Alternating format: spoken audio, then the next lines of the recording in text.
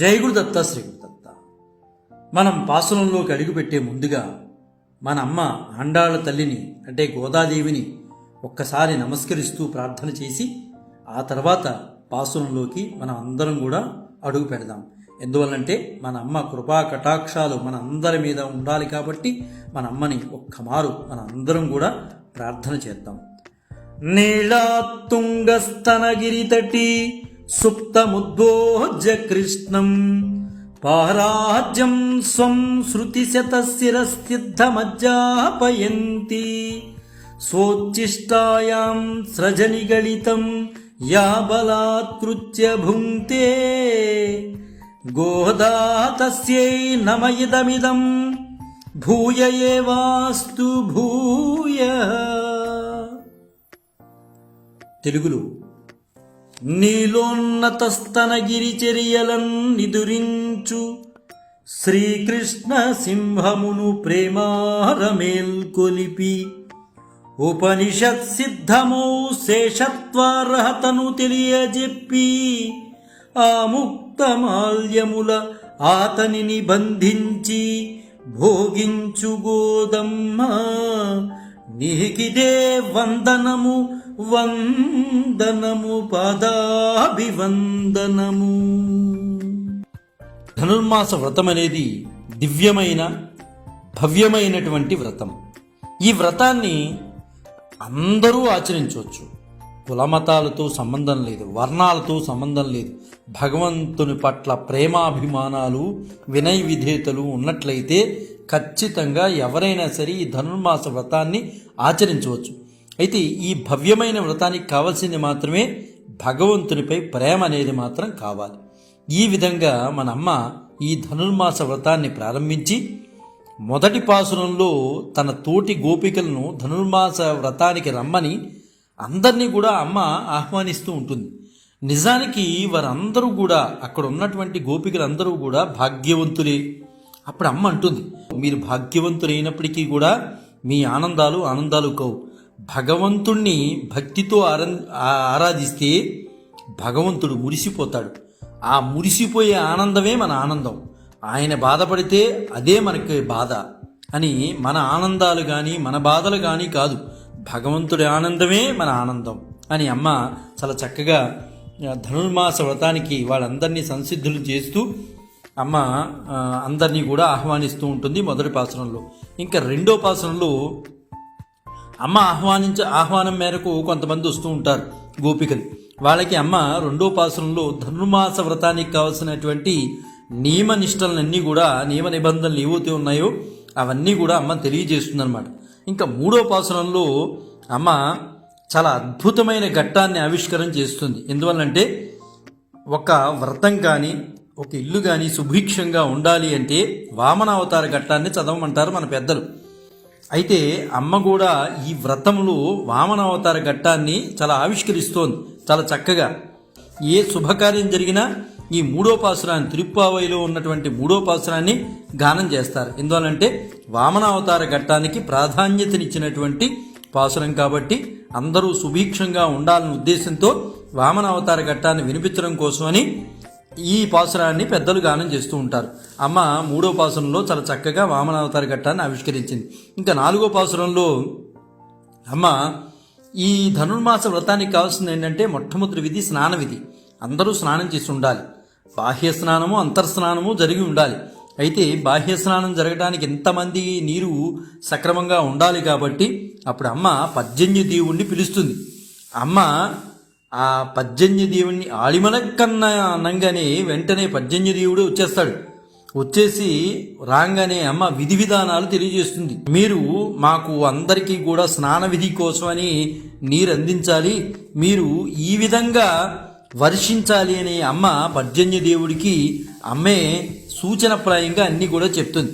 ప్రకృతిలో భగవంతుడిలో ప్రకృతిని అమ్మ దర్శించింది కాబట్టి ఈ రోజున మనం ధనుర్మాస వ్రతం గురించి అమ్మ గురించి మనం మాట్లాడుకుంటున్నాం.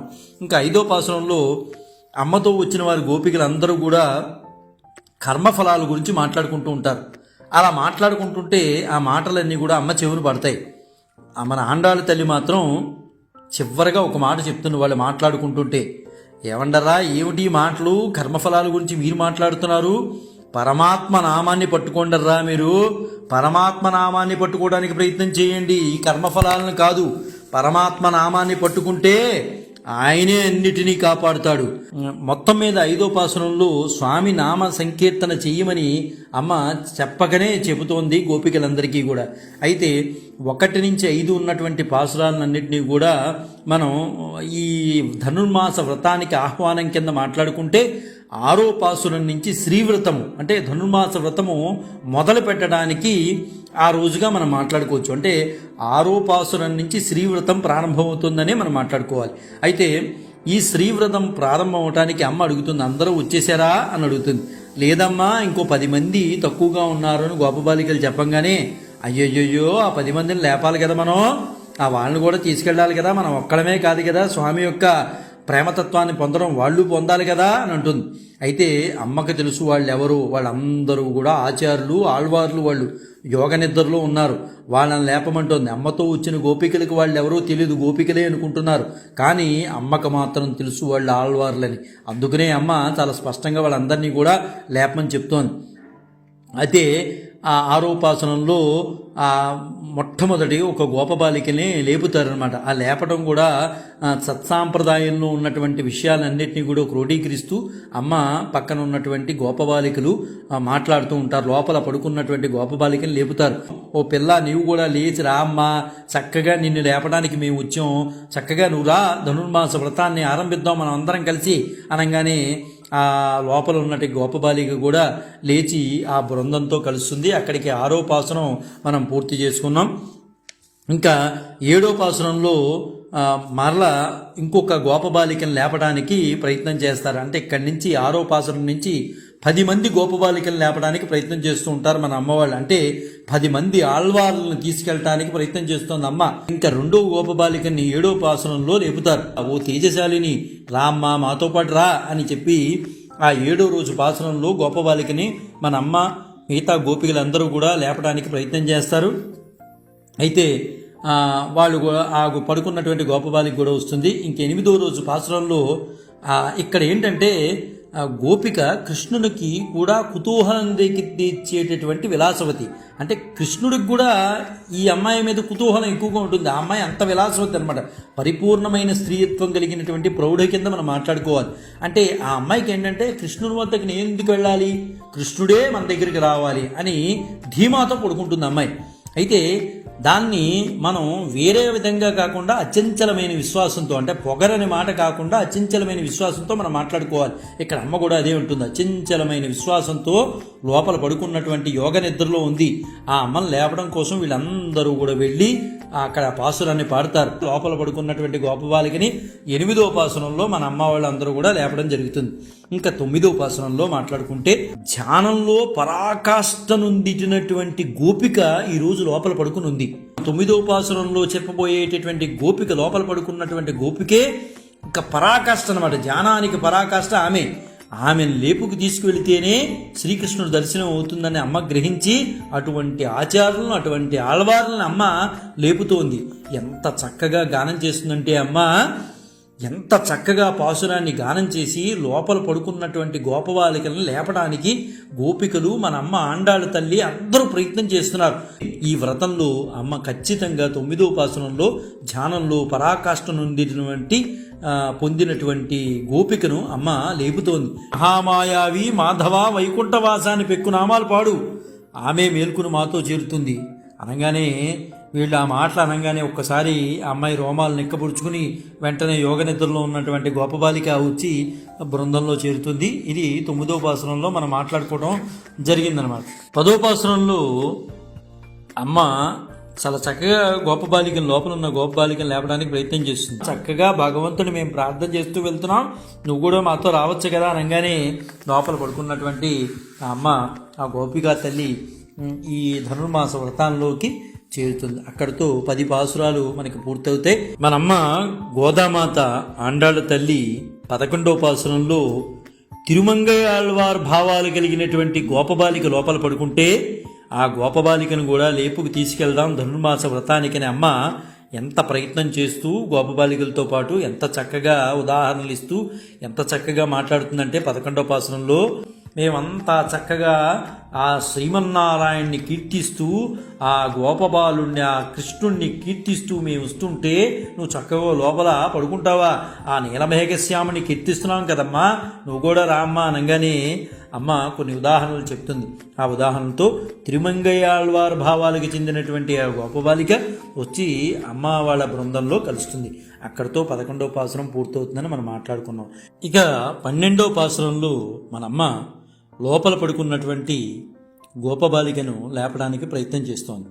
లోపల పడుకున్నటువంటి కృష్ణ ప్రేమలో మునిగి ఉన్నటువంటి గోపబాలిక దగ్గర అమ్మ అత్యద్భుతంగా రాముని యొక్క గుణాలను కీర్తిస్తుంది. ఆ కారణం చేతైనా లోపల పడుకున్నటువంటి కులశేఖరాళ్వారు వ్యక్తిత్వం కలిగినటువంటి గోపబాలిక బయటకు వస్తుందేమో అని చూశారు. అప్పుడు వెంటనే ఆ అమ్మాయి ఆ గోపబాలిక అమ్మ వాళ్ళ బృందంలో చేరుతుంది. అక్కడికి 12వ పాసురం అవుతుంది. ఇంకా 13వ పాసురం అంటే నేటి పాసురం. ఈ పాసురంలో మేలుకొల్పబడవలసిన గోపబాలిక అత్యద్భుతంగా ఉంటుందండి. ఆ గోపబాలిక అంటే ఆ అమ్మాయి ఎంత అందం అంటే ఆ అమ్మాయికి నేత్ర సౌందర్యం అందరినీ ఎవరినైనా ఆకర్షిస్తుంది. ఆమె కళ్ళు ఎలా ఉంటాయంటే కలువు పువ్వుల్లాగా ఉంటాయి. చూపులు ఎలా ఉంటాయంటే లేడి చూపుల్లాగా ఉంటాయి. తన కంటి అందమును చూసి శ్రీకృష్ణుడు తనకై వెతుక్కుంటూ వస్తాడని ఆమెకి ఆత్మవిశ్వాసం. అందుకనే ఆమె చక్కగా జ్ఞాన నిద్రలో ఉంది, అలా యోగ నిద్రలో ఉంది అమ్మాయి. కానీ నేత్రం అంటే ఏంటండి? జ్ఞానమే కదా. తన స్వరూపము చూసి భగవంతుడు వస్తాడులేనే జ్ఞాన నిద్రలో ఉంది అమ్మాయి. అంటే ఆ అమ్మాయికి పరమాత్మతత్వం పూర్తిగా తెలుసు. అంటే తన స్వరూప జ్ఞానాన్ని వదిలి పరస్వరూప జ్ఞానం అంటే భగవంతుణ్ణి ఆ అమ్మాయి లోపల పడుకున్నటువంటి గోపబాలిక భగవంతుడు తప్పించి నాకు ఇంకెవ్వరూ లేరు అని ఆ అమ్మాయి గాఢంగా నిర్ణయించుకుని యోగ నిద్రలో ఉంది. అందువలన నన్ను చూసే వస్తాడు, నా కళ్ళను చూసి వస్తాడు. నా కళ్ళు అంటే అక్కడ జ్ఞానాన్ని చూసే భగవంతుడు వస్తాడు, నేను వెళ్ళని అవసరం లేదు అన్నట్టుగా లోపల గోపబాలిక పడుకుని ఉంది. ఈ రెండింటిని బాగా గ్రహించినటువంటి పరమాత్మను పొందడానికి ఆ అమ్మాయి యోగ నిద్రలో ఉంది. నేనంత జ్ఞానస్వరూపం నాకు ఉంది కాబట్టి ఖచ్చితంగా పరమాత్మ నా గురించి వస్తాడులే అనే ఉద్దేశంలో అమ్మాయి పడుకున్నది. ఈ స్థితిలో ఉన్నటువంటి గోపబాలికను మన అమ్మ ఆండాళ్ళ తల్లి లేపబోతోంది. అంటే అత్యద్భుతమైన జ్ఞాన సంపద కలిగి ఉన్నటువంటి కళ్ళు అంటే జ్ఞాన సంపద. ఆ జ్ఞానాన్ని కలిగి ఉన్నటువంటి ఆ గోపబాలిక లోపల పడుకుంటే పరమాత్మే జ్ఞానం ఉన్న వాళ్ళ దగ్గరికి వెళతాడు అనే పద్ధతిలో లోపల గోపబాలిక పడుకుని ఉంది. అందువలన ఆ అమ్మాయిని లేపడం కోసం అటువంటి గోపబాలికని తీసుకువెళితే శ్రీకృష్ణుని యొక్క దర్శనం సుఖమం అవుతుందని అమ్మ గ్రహించి ఆ గోపబాలికని లేపడానికి అత్యద్భుతంగా అమ్మ గానం చేస్తుంది పాసురాన్ని. అమ్మ గానం చేయడం ఏంటి? లోపల పడుకున్నటువంటి గోపబాలిక అంటే కృష్ణునితో తాదాత్మ్యం పొందుతున్నటువంటి భక్తి తత్పరతలు తాదాత్మ్యం పొందుతున్నటువంటి లోపల నిద్రించుచున్నటువంటి గోపబాలిక అమ్మ పాసురాన్ని పాడంగానే అమ్మతో వచ్చి అమ్మ బృందంలో కలుస్తుంది. అయితే ఈరోజు అమ్మ అత్యద్భుతంగా పాసురాన్ని గానం చేస్తుంది. అమ్మతో పాటు మనం కూడా గానం చేసి తర్వాత ఆ విషయం ఏంటో మనం తెలుసుకున్నాం. புள்ளின்வாய் கேண்டானை பொல்லா அரக்கனை கிள்ளுக்களந்தானை கேட்டிமே பாடிப்போய் பிள்ளைகளே எல்லாரும் பாவைக்களம் புக்கார் வெள்ளியிழந்து வியாழ முறங்கிற்று பள்ளும் சிலும்பினகான் போதரிக் கண்ணாய் குள்ளக்குளிர குடந்தை நீராடாதை பள்ளி கிடத்தியோ பாவாய் நின்னானாள் கள்ளம் தவிரிந்து கலந்தேலோ ரெம்பாவாய். బకాసురుని డంబమడచిన దామోదరుని దుష్టరావణుం దృంచిన శ్రీరాముని నామము పాడగా కన్నెపడుచులు నోము సీమను చేరి వేచియున్నారు. శుక్రుడు దయించెను గురుడస్తమించెను. పక్షులదే కూసెనే పడతి మేల్కాంచవే. చల్లని నీట జలకాలు ఆడవే. కపటము వీడవే. మంచమ్ము విడిరావే. మంచమ్ము విడిరావే. మాతోడ కలియవే. జగతికే మంగళము కూర్చు మన శ్రీ వ్రతము. ఆహా, ఎంత అత్యద్భుతంగా అమ్మ గానం చేసిందండి. చాలా చక్కటి విషయాలను కూడా అమ్మ ఈరోజు మనకి తెలియజేయబోతోంది. అయితే ఈరోజు యోగ నిద్రలో గాఢ నిద్రలో ఉన్నటువంటి గోపబాలిక సామాన్యమైన గోపబాలిక మాత్రం కాదు. ఇంచుమించు పెరియాళ్వార్కి సంబంధించినంత వరకు అంటే విష్ణు చిత్తుల వారి యొక్క మనస్తత్వాన్ని కలిగి ఉన్నటువంటి గోపిక. అంటే మన ఆండాళ్ల తల్లి నాన్నగారి యొక్క మనస్తత్వాన్ని కలిగి ఉన్నది లోపల గోపబాలిక. అత్యద్భుతంగా ఉంటుందండి. అయితే ఆమెకి కన్నులు చాలా బాగుంటాయి. ఆ కన్నులు చూసే భగవంతుడు వస్తాడు. ఇక్కడ కన్నులు అంటే జ్ఞానం. ఆ జ్ఞానాన్ని చూసే భగవంతుడు తనంతట తానుగా వస్తాడు అనే ఉద్దేశంతో అమ్మ యోగ నిద్రలో ఉంది. అప్పుడు మన అమ్మ వెళ్ళి చాలా చక్కగా పాసురం పాడి చెప్తోందనమాట. బకాసుని నోటిని చీల్చిన శ్రీకృష్ణుని, దుష్ట రావణుని 10 తలను గిల్లి పారవేసిన శ్రీరాముని కీర్తిని మేం గానం చేయుచూ పోతుంటే తోటి పిల్లలందరూ వ్రతక్షేత్రాన్ని చేరారు. పిల్ల గోపికలందరూ కూడా వచ్చేసారు. మేము శ్రీకృష్ణుని గురించి చెప్తున్నాం. బకాసుడు వదన ఎలా చేసి బకాసుని నోటిని చీల్చిన శ్రీకృష్ణుని గురించి, అదేవిధంగా రావణుని యొక్క 10 తలను కొట్టిపారేసినటువంటి శ్రీరాముని గురించి మేం గానం చేసుకుంటూ వ్రతక్షేత్రంలో ఉన్నాం. నువ్వు లోపల పడుకుని ఉంటావా? తుమ్మెద గల తామర పువ్వులను పోలిన కన్నుల గలదానా. ఎంత అత్యద్భుతమైన మాట ఉందండి. తుమ్మెద గల తామర పువ్వులను కలిగిన కన్నుల గలదానా. శుక్రుడు ఉదయిస్తున్నాడు. 7 చూపుల దానా. గురుడు అస్తమిస్తున్నాడమ్మా. శుక్రుడు ఉదయిస్తున్నాడు, గురుడు అస్తమిస్తున్నాడు. పక్షులు కూస్తున్నాయి. ఈ మంచి రోజున కృష్ణ విరహతాపం తీరునట్లుగా చల్లగా చల్లబడిన నీట మునిగి స్నానం చేయక పాన్పుపై పడుకుంటావా? ఈ సమయంలో ఎలా ఉండాలి? చక్కగా స్నానం చేసి మాతో పాటు వ్రతానికి రావాలి. అలా కాకుండా చక్కగా పాన్పుపై పడుకుంటావా? ఓ సుకుమారి, ఎప్పటికైనా నీ కపటాన్ని వీడి మాతో కలవమ్మా. చక్కగా శ్రీకృష్ణుని యొక్క ధామమునకు వెళ్తున్నాం. శ్రీకృష్ణుని సన్నిధికి వెళ్తున్నాం. శ్రీకృష్ణుని పరావాద్యమును అడగడం కోసం వెళ్తున్నాం. శ్రీకృష్ణుని యొక్క ప్రేమను పొందడానికి వెళ్తున్నాం. నువ్వు పడుకుంటే ఎలా తల్లి? నువ్వు మాతో పాటు రా అనగానే లోపల పడుకున్నటువంటి గోపబాలిక వస్తుంది. అయితే కొన్ని విశేషణాలు అమ్మ చెప్పడం జరుగుతుంది ఈ పాసురంలో. బకాసుర వధ అని చెప్తుంది. ఈ బకాసుర వధ చాలా అత్యద్భుతంగా ఉంటుందండి. ఇక్కడ నీటి ఒడ్డున ఆహారముకై నిశ్చలముగా కూర్చుని ఉన్న ఒక కొంగపై అసురుడు వచ్చి వాళ్తాడు. శ్రీకృష్ణుని అంతమొందించాలని ఆ రాక్షసుడు పన్నాగం పొందుతాడు. అది తెలిసినటువంటి శ్రీకృష్ణుడు ఆ కొంగ నోటిని పెట్టి చీల్చేస్తాడనమాట. ఆ కొంగ నోటిని ఇలా పట్టుకుని, అది తెలిసినటువంటి శ్రీకృష్ణుడు నదీ తీరంలో కూర్చుంటే కొంగ వస్తుంది. అందులో రాక్షసుడు ఉన్నాడు. ఆ ఆత్మ రాక్షసాత్మని గమనించినటువంటి శ్రీకృష్ణుడు ఆ నోటిని పట్టుకుని ఇలా చీల్చేస్తాడు. అంటే భగవత్తత్వమును మన నుండి దూరం చేయటకు వచ్చేటటువంటి విరోధులు ఎవరయ్యా అంటే అసురులు. అంటే మనలో భగవంతుడి యొక్క తత్వాన్ని దూరం చేస్తాయి. ఎప్పుడు భజనలు ఏంటండి, ఎప్పుడు దేవుడి గురించి కబుర్లు ఏంటి, తర్వాత చేద్దాంలే అంటుంది. అతను ఎవరో కాదు, అతనే అసురుడు. ఎప్పుడు దేవుడి గురించేనా, ఏదో ఒక ఉండాలి కదండి రసజ్ఞత అని చెప్పేసి వెళ్ళిపోతూ ఉంటాడు. వాడే అసురుడు మనకి. అంటే అసుర ప్రవృత్తి ఏదో ఒక రూపంలో వచ్చి మన నుంచి దైవ కార్యాన్ని విడగొడుతూ ఉంటుంది. ఇక్కడ అదే జరిగిందనమాట. భగవత్తత్వం మన నుండి దూరం చేయటకు వచ్చేవారు విరోధులు ఎవరయ్యా అంటే ఈ అసురులే.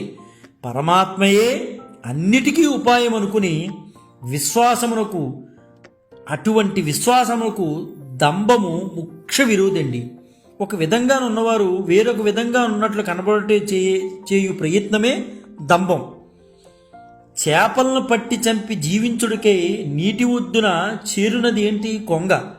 దాని ఆకారంలోని స్వచ్ఛతను నిశ్చల ధ్యానమున ఉన్నట్లు కనపడుటను చూచిన వారు యోగి అనుకుంటారు.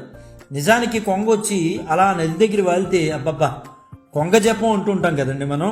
అలా కొంగ వచ్చి అలా నిష్టతో ఉంటుంది, అలా కళ్ళు మూసుకుని ఉంటుంది. అబ్బా ఎంత చక్కగా జపం చేస్తుంది. అలా చేప రంగానే టక్మని పట్టేస్తుంది చేపని.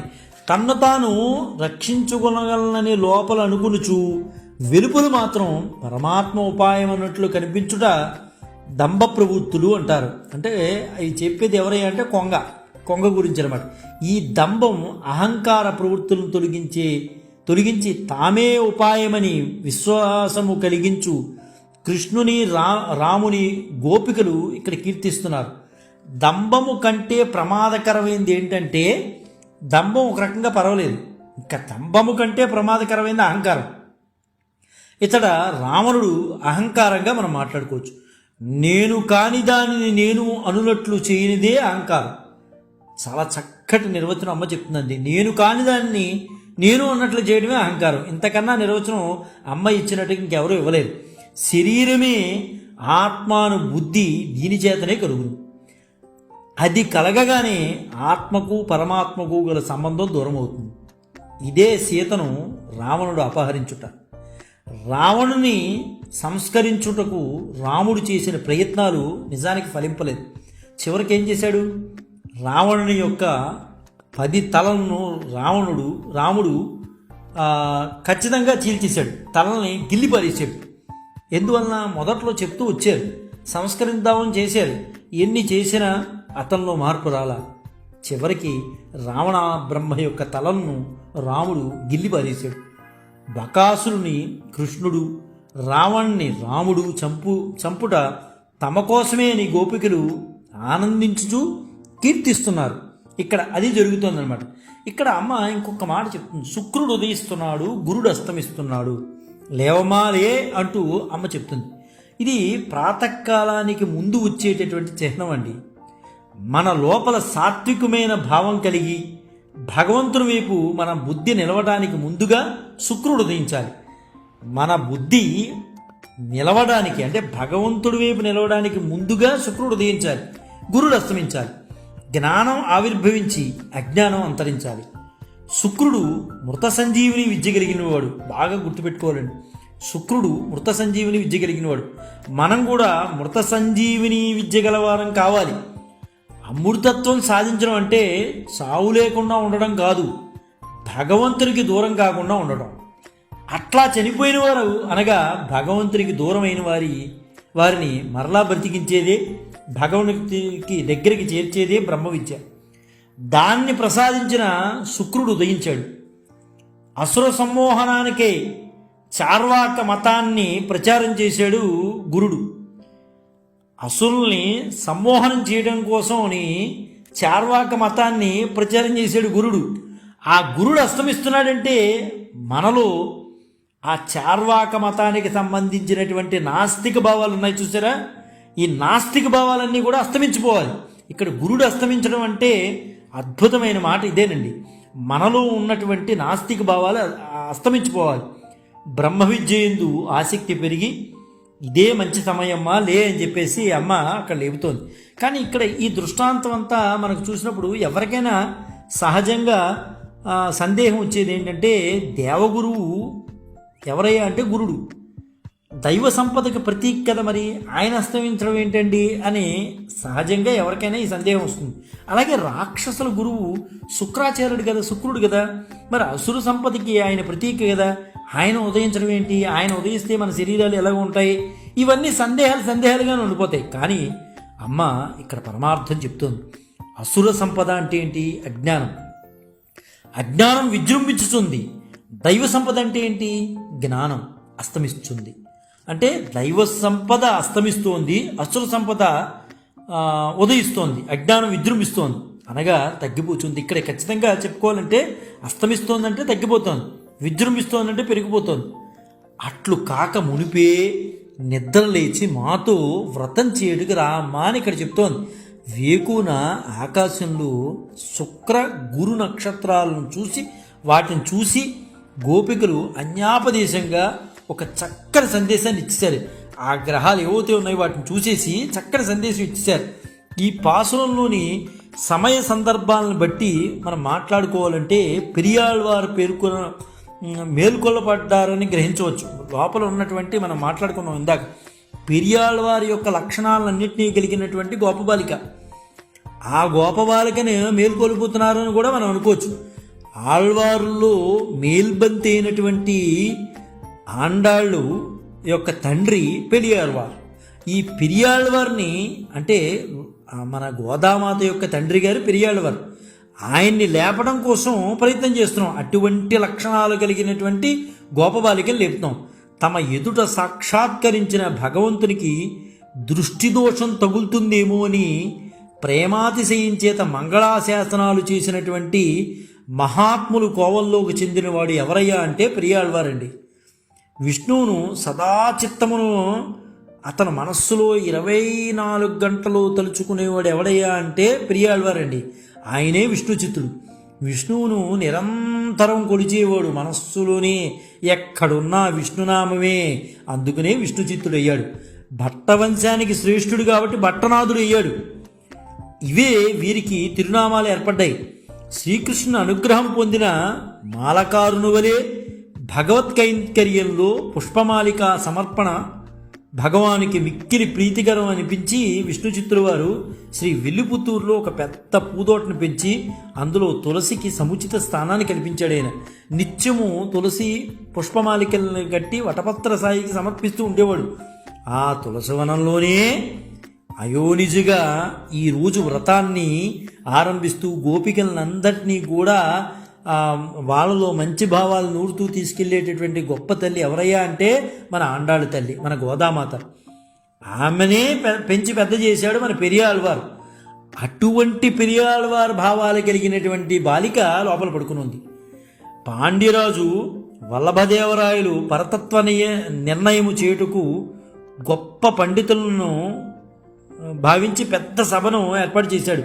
శ్రీ వటపత్ర సాయి ఆదేశమున విష్ణు చిత్తులు ఆ సభకెళ్ళి వివిధ దృష్టాంతములతో శ్రీమన్నారాయణే పరతత్వం అని అందరు ఎదురుకుండా నొక్కి వక్కాణించాడు.